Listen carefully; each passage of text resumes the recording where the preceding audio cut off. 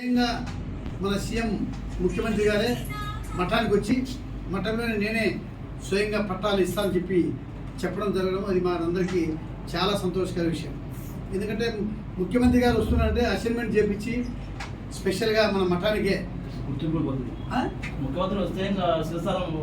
ముఖ్యమంత్రి గారు వచ్చి 10,000 ఎకరాలు ఎక్కడ లేదు, ఎక్కడ 10,000 ఎకరాలు ఇచ్చినటువంటి చరిత్ర ఎక్కడ లేదు. అసలు చేయాలని చెప్పి సార్కు చెప్తే సార్ కూడా చాలా సుముఖంగా ఖచ్చితంగానే వచ్చి చేస్తానని చెప్పారు.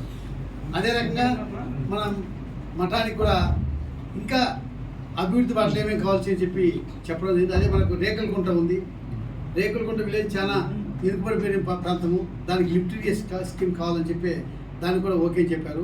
ఇంకొకటి రేకులకుంట నుంచి మఠానికి రావాలంటే మినిమం రేకులకుంట నుంచి మామూలు రావాలంటే చుట్టూ తిరిగి వస్తే 50 కిలోమీటర్ అవుతుంది. ఇట్లా రేకులకుంట డైరెక్ట్ వస్తే 8-9 కిలోమీటర్లోనే రోడ్డు అయిపోతుందని చెప్తే దానికి కూడా తొందరగా రోడ్డు శాంక్షన్ చేస్తానని కూడా చెప్పడం జరిగింది. అదే రకంగా మైదుగురు విషయానికి వస్తే మైదుగురులో మనందరి కళ. ఎందుకంటే మా ఆశయం రైతులు ఇరగారు పండించాలి, కేసీ కెనాల్ కింద ఇరగారు పండించాలని నా కోరిక.